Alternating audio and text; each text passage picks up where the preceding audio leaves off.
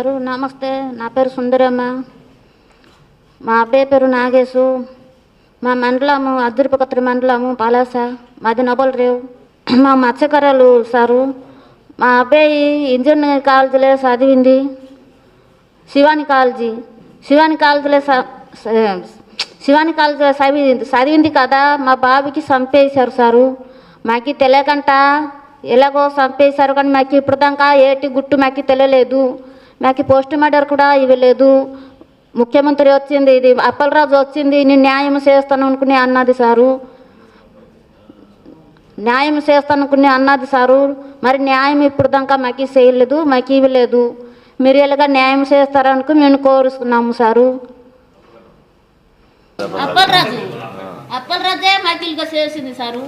లేకపోతే మా బెడ్ పట్టుకుని వెళ్ళున్నా అక్కడే ఏటైనా చేసును. మా బాబు 2 రోజులు కాలేదు కదా, కాల్చుకుని పడేశారు. మాకు ఇల్లుగా చేశారు సారు. ఏడు చేస్తాము సారు.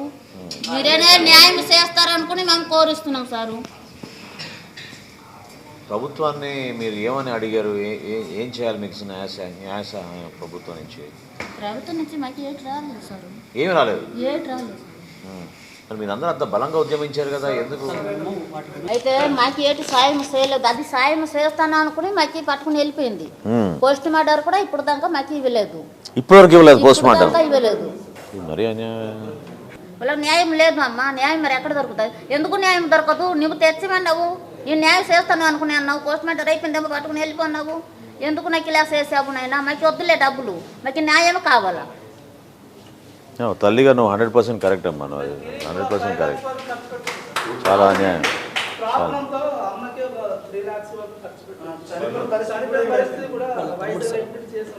తమ్ముడు బా నువ్వు. మీ బాబు ఎక్కడో వెళ్ళి చచ్చిపోయింది. 2 రోజులకి ఎక్కడికి వెళ్ళిపోతుంది నైనా? అది 20 కిలోమీటర్స్ చూసున్నదా వెళ్ళిపోతుంది కదా. ఇక్కడే అంతా చంపేస్తున్నారు, జరుగున్నది. అది చూస్తున్నది, అప్పలరాజు కూడా చూస్తున్నది. ఇక్కడే అంతా జరిగిపోయినదిరా. మరి ఎందుకురా పదరా, నేను చూస్తాను అనుకుని అన్నది సారు. 2 సంవత్సరం అయిపోతున్నది సారు. ఇవ్వలేదు సారు. ఇప్పుడు దాకా నేను ఖర్చు పెడుతున్నాను కానీ ఏంటి మాకు పైసా పరికి ఏటి వెళ్ళదు. ఇంకా అతనే అన్నది వెళ్ళు, అక్కడికి వెళ్ళు అమ్మ, ఇక్కడికి వెళ్ళు అనుకుని ఖర్చు పెట్టేసాము సారు. మాము గొప్ప ఖర్చు పెట్టేసాము. ఇల్లుగా చేస్తారని మనకి తెలియలేదు సారు. మా మంత్రి కదా చేస్తుంది అనుకుని వెళ్ళాము. అది వచ్చింది అంటున్నది. నేను కూడా కూకున్నానేనా నీ దగ్గర కూకుని దేడి చేస్తావు సారు. ఇల్లుగా చేస్తారని మాకు తెలుసా? ఎందుకు మంత్రిగా ఉండి ఎందుకు చేయలేకపోయాడు అతను? శ్రీకాకుళంలో మంచి పేరున్న నాయకుడు, వైసీపీ టికెట్ ఆశించిన నాయకుడు దానటి శ్రీధర్ గారు వచ్చారు. మీరు ఇబ్బంది పడగమ్మా, ఇలా పోయారు కదా. మీ అబ్బాయి ఒకవేళ ఫ్యూచర్లో సెటిల్ అయి ఉంటే ఎంత సంపాదించేవారో నీకు ఎలా చూసేవారో అలా వచ్చేటట్టు మేము చూస్తాము. మీరు కాంప్రమైజ్ అయిపోండి, మీరు వెళ్ళిపోండి అంటే యూత్గా మేము అలాగైతే ఇలాగ అవ్వదు, మాకు పూర్తి న్యాయం కావాలి. ఎవరు చంపారో, ఎలా చనిపోయాడో మాకు సాక్షులు కావాలి. తర్వాత నిర్దోషులు ఎవరు మనకు వాళ్ళు కావాలి అంటే అప్పుడు మేము కాలేజ్ దగ్గరికి వెళ్ళాం. ఆడ కాలేజ్ దగ్గర వెళ్ళిన తర్వాత చాలా గొడవలు జరిగాయి. ఆడ పోలీసులు చాలామంది వచ్చారు. కానీ కాలేజ్ ప్రిన్సిపల్ ఎవరు ఉన్నారో లాస్ట్కి రాత్రి 9కి వచ్చారు. దాంట్లో అతనికి ఏదంటే జడ్ కేటగిరీ ఇచ్చేటట్టు తీసుకుని వచ్చారు. సాక్షస్ మంత్రి గారు ఉండే 9 అయింది. అప్పుడు ఏదంటే సార్ మంత్రి గారు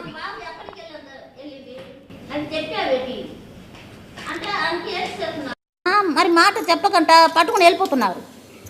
ఏడు చెప్పేస్తుంది అనుకుని నువ్వు తల్లి తండ్రి అనుకుని నేను వదిలే ఉన్నాను.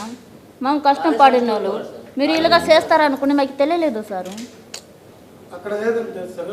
నేను అవన్నీ కాలేజీలో ఒక్కడి సీసీ కెమెరా లేదు సారు.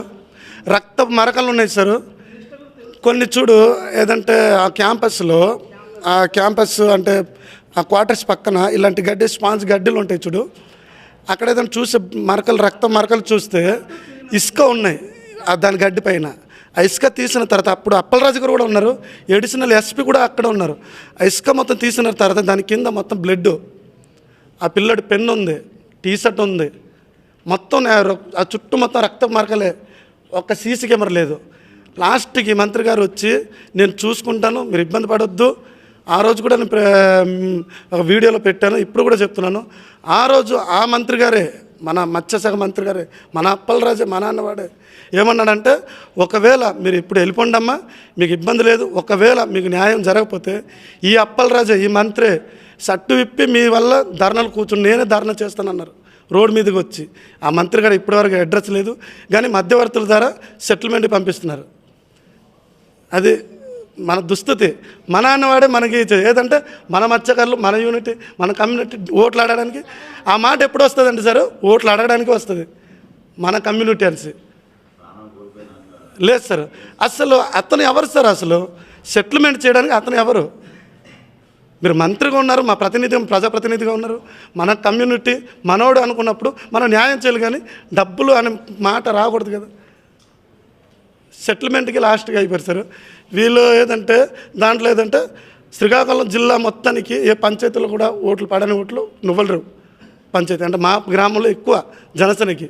సూసైడ్ చేసుకున్నారమ్మా, మీ అబ్బాయి ఎవరు చంపలేదనేసి అతను మళ్ళీ క్రియేట్ చేస్తున్నారు. ఇప్పుడు పోస్ట్ మార్టం రిపోర్ట్ కూడా ఇవ్వలేదు. ఆ రోజు ప్రెజర్ చేశారు, తీసుకుని వెళ్ళిపోండి, అన్నీ అయిపోద్ది, తీసుకుని వెళ్ళిపోండి అనేసి. పోస్ట్ మార్టం చేశారు తెలియదు, ఏం చేశారు కూడా తెలియదు. పోస్ట్ మార్టం రిపోర్ట్ ఇప్పటికి 100 సార్లు వెళ్ళాం. ఆ రణస్థలం సిఐ రణస్థలమే వెళ్ళాం సార్. ఆ సీఎం మనమేదో మర్డర్ చేసినట్టు అప్పలరాజు మంత్రి గారు చెప్తున్నారు. సిగ్గుండాలి దీనికి. అతను ఉన్నారు, సాక్ష్యం కూడా ఉంది, రక్తం మరకలు ఉన్నాయి, సీసీ కెమెరాలు లేవు. మళ్ళీ అతను సిగ్గు విడిచే చెప్తున్నారు మీ కూడా సూసైడ్ అంటే మనమేదో తాడు ఊరేసుకుని లేకపోతే కారు కింద పడి లేకపోతే విషం తాగి సూసైడ్ అంటారు. మనమే చనిపోయిన తర్వాత చనిపోయిన బాడీ ఎప్పుడు కాలు చేతులు పని చేస్తారు పెట్రోల్ పోసుకుని నిప్పు అంటించడానికి. అతను అప్పటికే చనిపోయినారు. అది దారుణం సార్. మళ్ళీ నోటికి గుడ్డ వేస్తున్నారు సార్, నోటికి గుడ్డ కట్టి అక్కడ నిప్పు అంటిస్తున్నారు. చాలా అన్యాయం సార్, సిగ్గుండాలి అప్పలరాజుకి.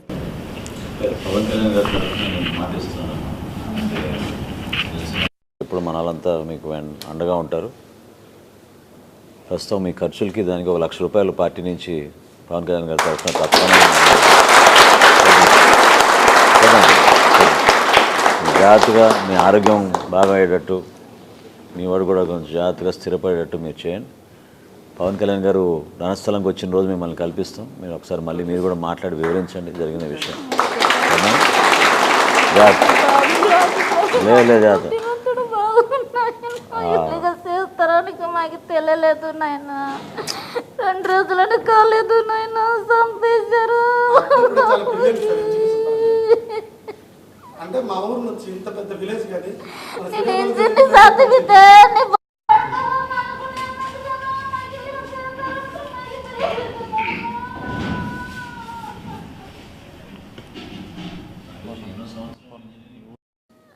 ఇప్పుడే ఫస్ట్ ఇయరా? సెకండ్ ఇయరా? First year.